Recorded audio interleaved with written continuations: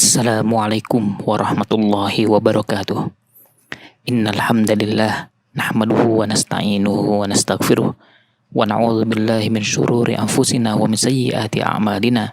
May yahdihillahu fala mudhillalah wa may yudlil fala hadiyalah. Wa asyhadu an la ilaha illallah wahdahu la syarikalah wa asyhadu anna Muhammadan abduhu wa rasuluh. Allahumma shalli wa sallim ala nabiyyina Muhammad wa ala alihi wa sahbihi ajmain. Amma ba'd. Jamaah sekalian rahimakumullah, kembali rasa syukur kita aturkan kepada Allah SWT yang telah memberikan begitu banyak kenikmatan pada kita semua. Kemudahan untuk bisa menyimak kajian tafsir yang rutin diselenggarakan setiap hari Ahad di Masjid Kampus UGM. Salawat serta salam mudah-mudahan senantiasa terlimpahkan kepada Nabi Allah Muhammad Sallallahu Alaihi Wasallam, kepada keluarganya, para sahabatnya, dan siapapun yang senantiasa menegakkan sunnah-sunnahnya sampai akhir zaman. Jamaah sekalian rahimakumullah, pada kesempatan di pagi ini kita akan melanjutkan kajian atau bahasan dari surat Al-Fatih, surat ke-48 yang letaknya berada di juz 26, ayatnya ayat keempat. Seperti yang telah kita ketahui bersama pada pembahasan sebelumnya, bahwa surat Al-Fatih ini termasuk surat Madaniyah, artinya surat yang turun pada periode Madinah ketika Rasulullah Shallallahu Alaihi Wasallam berada di kota Madinah dan sudah tidak lagi berdomisili di Mekah. Beliau hijrah ke Madinah setelah orang-orang musyrikin berencana untuk melakukan pembunuhan terhadap Rasulullah Shallallahu Alaihi Wasallam. Dinamakan dengan surat Madaniyah karena periodenya masuk periode Madinah, bukan periode Mekah. Di Madaniyah ini berkaitan dengan periode dan bukan lokasi. Sebab bisa jadi ayat ini turun atau ada ayat-ayat yang lain yang dikategorikan sebagai ayat Madaniyah, surat Madaniyah, bukan turun di kota Madinah, tapi turun pada periode Madinah. Pada pembahasan yang lalu, kita telah sampai pada bahasan ayat ketiga, pada firman Allah Subhanahu wa taala, wa yansurakallahu nasran aziza. Dan agar Allah Subhanahu wa taala menolongmu dengan pertolongan yang kuat. Pada pertemuan hari Ahad ini kita akan masuk pada bahasan ayat keempat surat Al-Fatih, surat ke-48 di juz 26. Kita lihat dan kita simak bersama ayatnya, kemudian nanti kita akan coba terjemahkan, baru kita akan pelajari satu persatu bagian dari ayat keempat ini. Kita mulai dari awal ayat. Allah Subhanahu wa taala berfirman, A'udzu billahi minasyaitonir rajim. Huwallazi anzalas sakinata fi qulubil mu'minin yazdadu imanan ma'a imanihim. Walillahi junudus samawati wal ard. Wa kana Allahu aliman hakima. Kita coba terjemahkan. Huwallazi, dialah Allah yang anzalas sakinata, menurunkan ketenangan, fi qulubil mu'minin, pada hati orang-orang yang beriman. Liyazdadu, agar menambah kepada mereka keimanan ma'a imanihim, atas keimanan yang telah ada, yang telah mereka miliki. Walillahi, dan milik Allah lah, junudus samawati wal ard, pasukan yang berada di langit dan di bumi. Wa kanallahu aliman hakima, dan Allah Subhanahu wa taala maha mengetahui lagi maha bijaksana. Ayatnya, kalau mau kita pecah satu persatu, terjemahnya huwa, dialah, maksudnya Allah Subhanahu wa taala, alladzi, yang anzala, telah menurunkan, as-sakinata, ketenangan, fi, pada, qulubil mu'minin, hati-hati orang-orang yang beriman. Liyazdadu, agar mereka bertambah imanan, keimanannya, ma'a imanihim, di atas keimanan mereka atau bersama keimanan yang telah mereka miliki. Walillahi, dan milik Allah lah, junudus samawati wal ard, pasukan-pasukan bala tentara yang ada di langit dan di bumi. As-samawat, langit, wal ardi, dan bumi. Wa kanallahu, dan adalah Allah subhanahu wa ta'ala itu zat yang aliman, maha mengetahui, hakiman, maha bijaksana. Selanjutnya kita akan coba gali, kita akan kaji bagian per bagian dari ayat keempat surat Al-Fatih yang berada di juz 26 ini, surat ke-48. Di awal ayat Allah Subhanahu wa taala menjelaskan huwallazi, dialah Allah yang. Penyebutan kata huwa langsung kita tujukan kepada Allah Subhanahu wa taala karena ini bisa diketahui dari ayat sebelumnya. Di ayat ketiga Allah berfirman, wa yansurukallahu nasran aziza. Kata ganti yang digunakan pada ayat keempat ini dengan menyebutkan huwa, dalam kaidah tafsir biasanya dhamir atau kata ganti itu kembali pada yang paling dekat, yang disebutkan terdekat.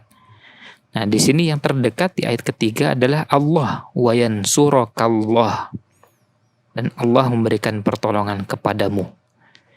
Maka ketika kita menyebut huwa, yang terdekat adalah kepada Allah Subhanahu wa taala. Sama juga dengan kalau mau kita tarik yang agak jauh sedikit.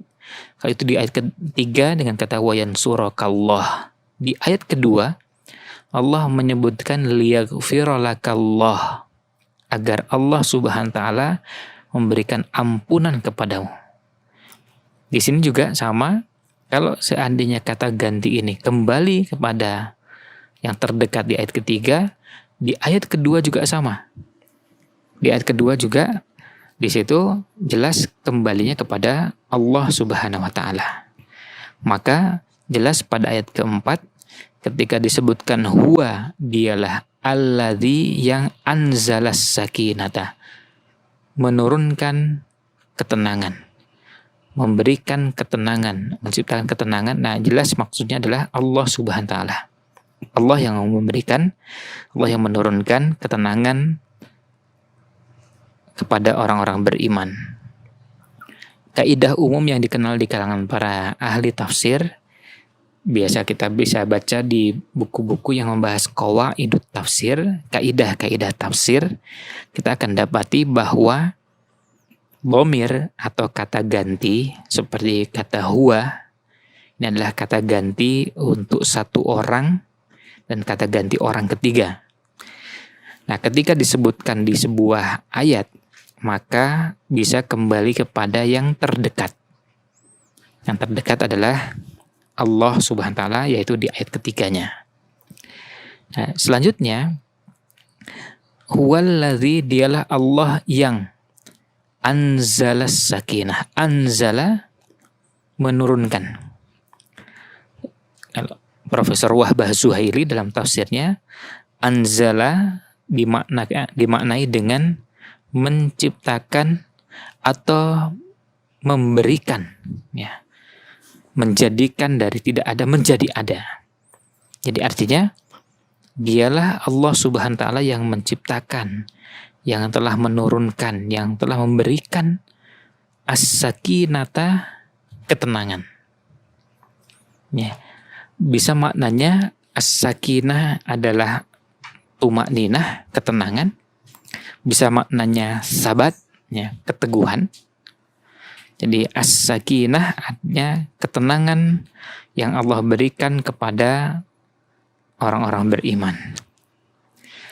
Nah, Imam Al-Qurtubi dalam tafsirnya menjelaskan bahwa penyebutan as-sakinah di Quran maknanya adalah ketenangan. Dan ini yang umum pada ayat Al-Quran. Dan beliau mengatakan, kecuali di satu tempat, yaitu di surat Al-Baqarah. Nah, selebihnya, kata as-sakinah maknanya adalah ketenangan. Maka kalau ada yang menerjemahkan atau menafsirkan sakinah dengan tumakninah, itu tenang, ya, hati yang tenang, hati yang tentram, hati yang tidak panik, tidak risau, tidak galau. Inilah makna as-sakinah. Jadi Allah lah yang memberikan ketenangan. Nah, ini Allah berikan kepada orang-orang beriman selain yang telah Allah sebutkan karunia-Nya di ayat kedua dan ayat ketiga. Liyaghfira lakallahu ma taqaddama min dzambika wa ma ta'akhkhar wa yutimma ni'matahu 'alaika wa yahdiyaka shiratam mustaqima wa yansurakallahu nasran aziza. Di ayat kedua dan ketiga, karunia yang Allah berikan kepada orang-orang beriman sudah begitu banyak, termasuk kenikmatan. Bukan sekedar diberikan, tetapi disempurnakan. Wa yutimma ni'matahu, Allah sempurnakan nikmatnya. Kalau orang diberi nikmat dengan diberi nikmat yang sempurna tentu berbeda. Apalagi yang memberikan nikmat yang sempurna itu adalah zat yang memiliki sifat-sifat kesempurnaan, yaitu Allah Subhanahu wa ta'ala. Berarti kenikmatan yang luar biasa. Sekarang kalau kita hidup di dunia ini, dapat kenikmatan dari seseorang yang kita kenal dengan orang yang dermawan tapi juga sekaligus kaya raya, kita akan merasakan luar biasa. Tapi tentu tidak ada apa-apanya dibanding dengan seandainya yang memberikan itu adalah Allah Subhanahu wa ta'ala. Apalagi Allah dengan tegas menyatakan Allah sempurnakan nikmatnya. Itu sebabnya ketika orang menyebutkan kenikmatan di surga selalu dengan kata kunci mala ainun ro'at, kenikmatan yang belum pernah dilihat oleh mata, wala udhunun sami'at, belum pernah terdengar oleh telinga, wala khatara ala qalbi basharin, dan tidak pernah terbersit dalam pikiran manusia. Jadi kalau kita pernah merasakan makanan yang enak, maka di surga tentu kenikmatannya jauh berada di atasnya, berlipat-lipat, karena memang tidak pernah ada makanan yang senikmat makanan di surga. Demikian pula kenikmatan-kenikmatan yang lain yang berhubungan dengan tempat tinggal, berhubungan dengan suasana, dan berbagai kenikmatan lainnya. Nah, itu yang Allah berikan. Ketika kita bicara tentang kenikmatan, tidak hanya kenikmatan yang bersifat materi, tapi juga kenikmatan yang non-materi, kenikmatan ruhiyah. Dan ini termasuk salah satu kenikmatan yang justru bisa jadi jauh lebih besar dan jauh lebih diperlukan bagi kehidupan manusia. Bahkan dalam kehidupan di dunia ini kita bisa merasakan bahwa kenikmatan ruhiyah, kenikmatan yang non-materi kadang-kadang bisa lebih penting. Orang bisa merasakan betapa nikmatnya makanan yang mungkin terlihat sederhana, terlihat kampungan, terlihat deso, tetapi dinikmati dengan suasana yang gembira, hati yang riang, jiwa yang senang dan tenang. Itu jauh lebih penting daripada makanan yang sangat nikmat tetapi hatinya penuh dengan kegundahan, penuh dengan kegalauan. Oleh karena itu, kita merasakan betapa besarnya karunia yang namanya sakinah, yang namanya ketenangan batin. Nah, ini bentuk kenikmatan yang Allah berikan kepada orang-orang yang beriman, yang Allah sebutkan di ayat keempat ini. Huwallazi anzalas sakinata fi qulubil mu'minin. Dialah Allah yang menurunkan ketenangan, menciptakan ketenangan, memberikan ketenangan di dada, dalam hati orang-orang yang beriman.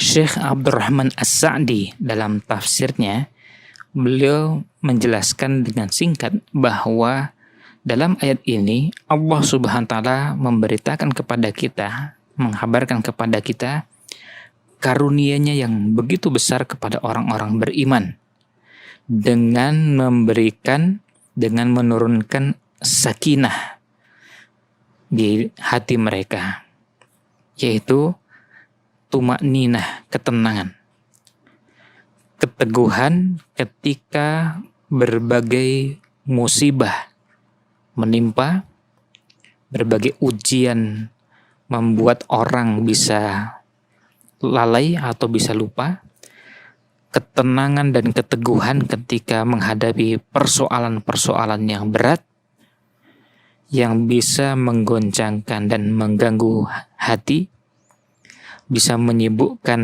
pikiran, bisa melemahkan jiwa. Namun Allah Subhanahu wa taala memberikan karunia-Nya kepada orang-orang beriman agar kaum mukminin memiliki keteguhan, memiliki ketenangan.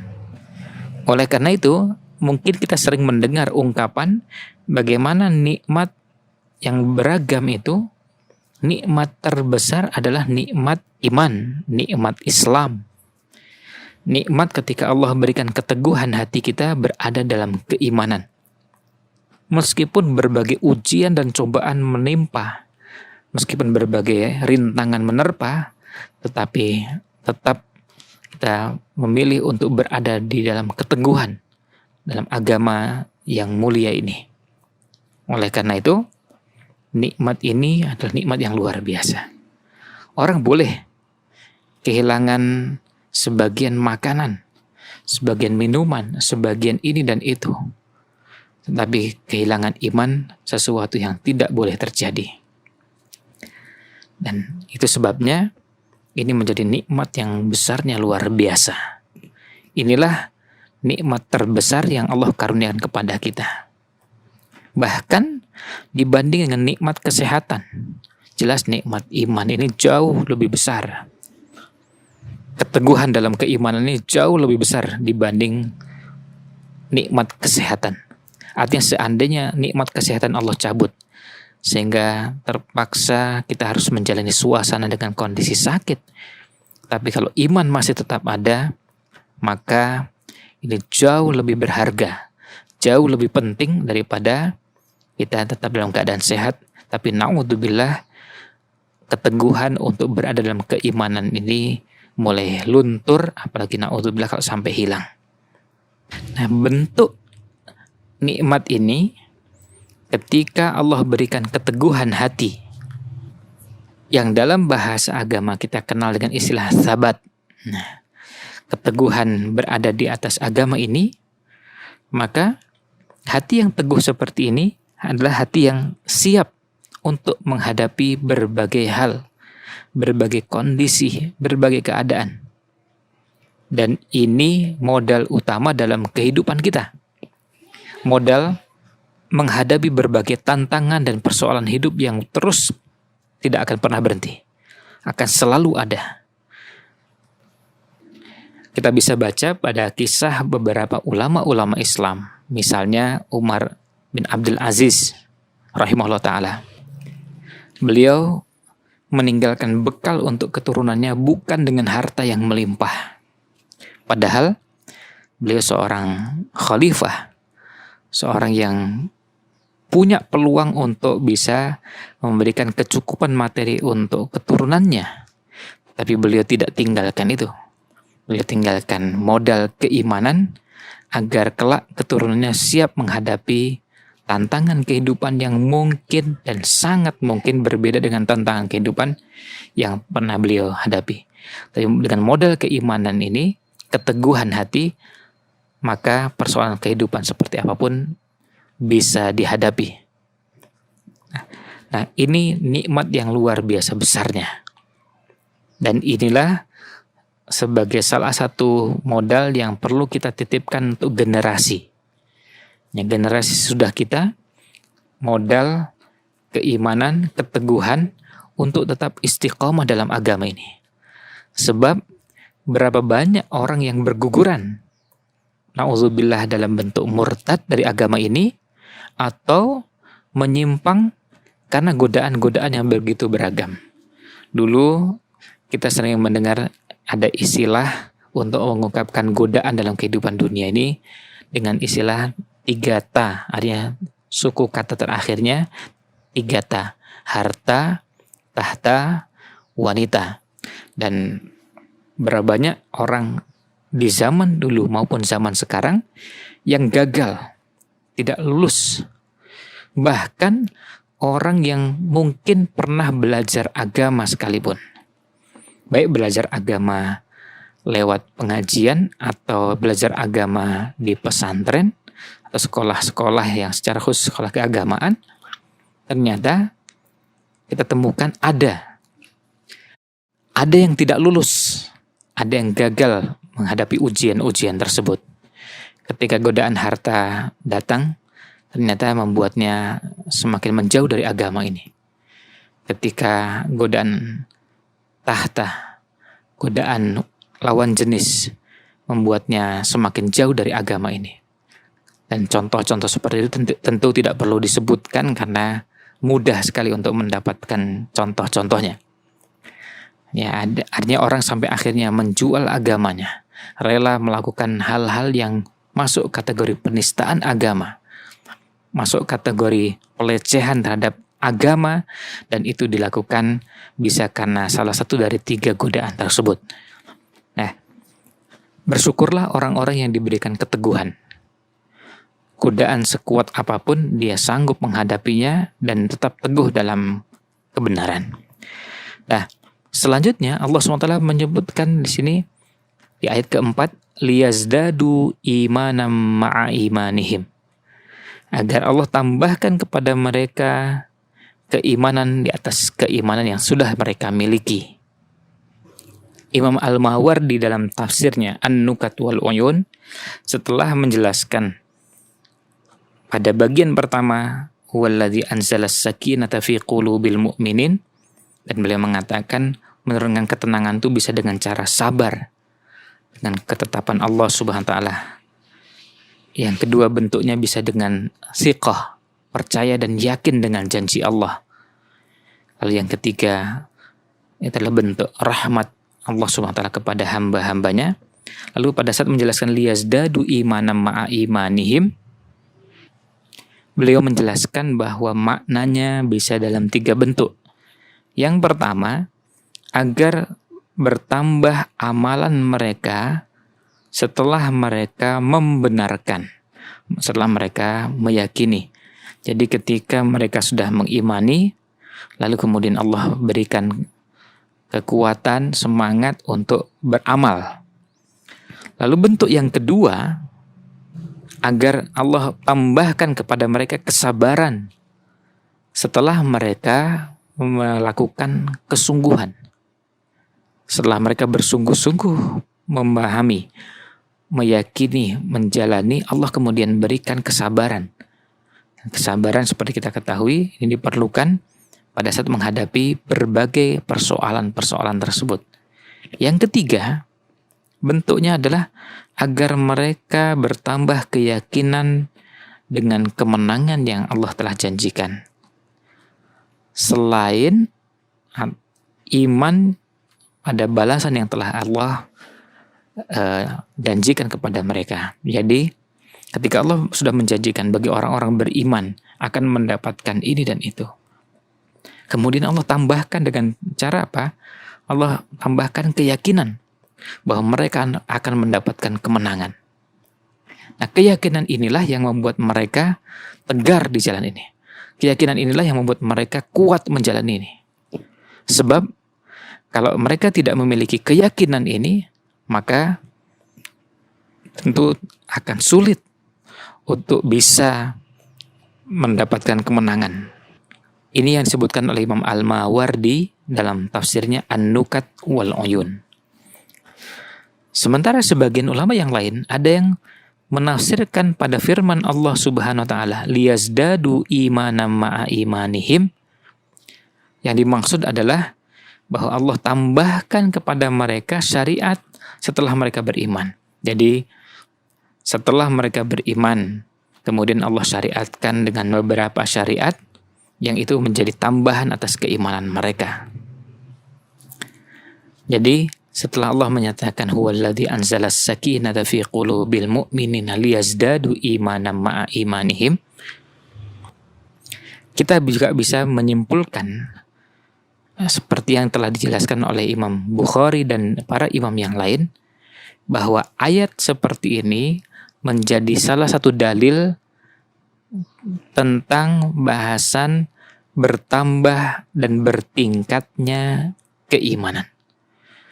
Bertambahnya iman di atas keimanan yang sudah ada, dan bertingkat-tingkatnya kualitas hati seseorang.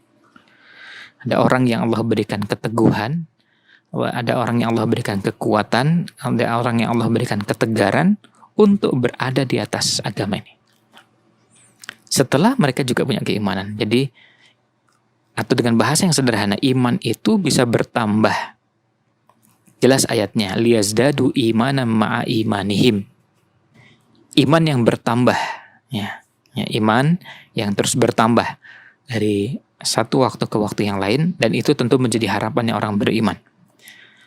Jadi harapannya orang beriman setelah memiliki keimanan diperkuat lagi dengan yang lain. Nah, kalau cara apa itu atau bagaimana cara iman itu bisa bertambah?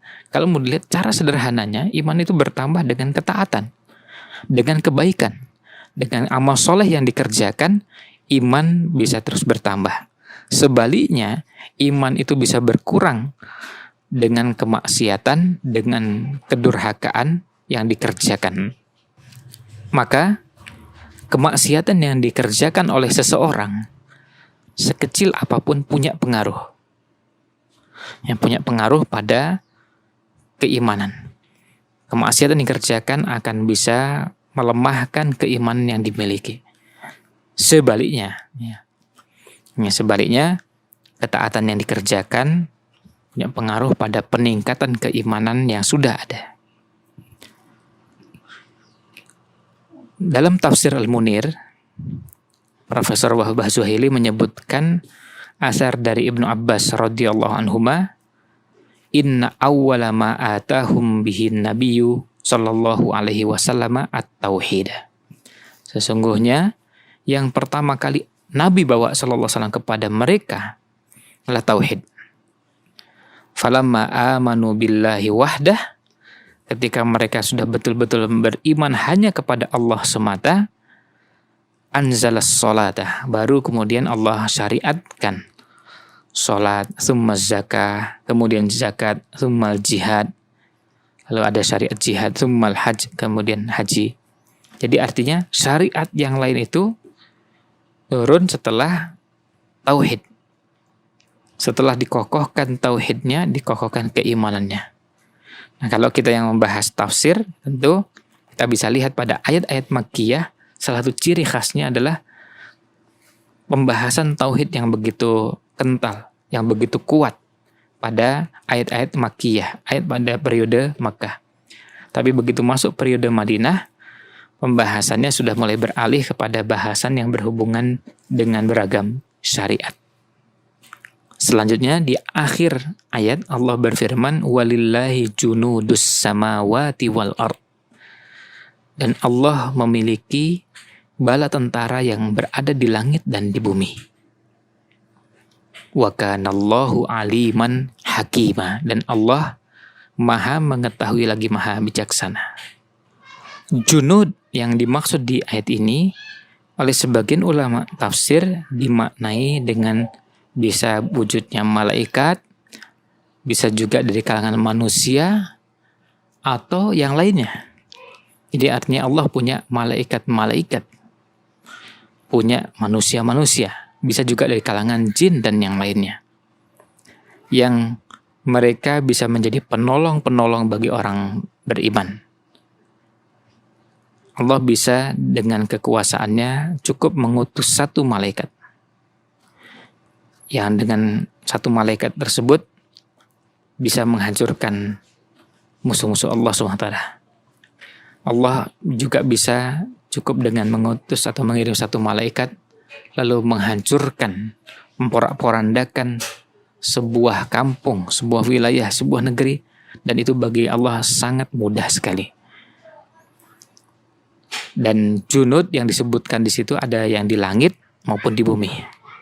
Tentara yang dimaksud di sini adalah makhluk-makhluk yang akan menolong, Allah jadikan penolong bagi orang-orang beriman, yang mereka akan memberikan pertolongan pada orang-orang beriman sesuai dengan kehendak Allah Subhanahu wa taala. Nah, Allah tutup dengan wa kanallahu aliman hakiman, dan Allah Maha mengetahui lagi Maha bijaksana. Yang artinya menempatkan sesuatu pada tempatnya. Bagi Allah SWT sangat mudah seandainya Allah menghendaki untuk menghadapi musuh-musuh Allah, baik dalam pertempuran fisik secara langsung ataupun dalam bentuk yang lain. Allah cukup mengirim satu malaikat menghancurkan mereka semua. Itu bagi Allah sangat mudah. Tapi dengan ilmunya Allah SWT, dengan hakimnya Allah SWT, Allah menghendaki adanya syariat jihad untuk menguji orang-orang yang beriman, untuk menguji orang-orang yang teguh dalam keyakinannya, untuk menguji siapa yang pantas, siapa yang paling berhak untuk dikatakan sebagai orang-orang yang berjuang di agama ini dan tidak. Dengan ilmunya Allah, dengan maha hikmahnya Allah, Allah mensyariatkan beragam syariat. Oleh karena itu, kalau kita bicara tentang kemenangan yang akan Allah berikan kepada orang beriman, ada kemenangan yang Allah berikan tanpa perlu perjuangan yang berat bagi orang beriman. Tetapi juga ada yang melalui perjuangan. Dan masing-masing ada hikmah di balik itu. Ada kemenangan yang Allah berikan dengan ketakutan yang Allah tanamkan pada hati orang-orang yang memusuhi orang beriman. Tetapi ada juga kemenangan yang Allah berikan melalui perjuangan dan sampai pertumpahan darah.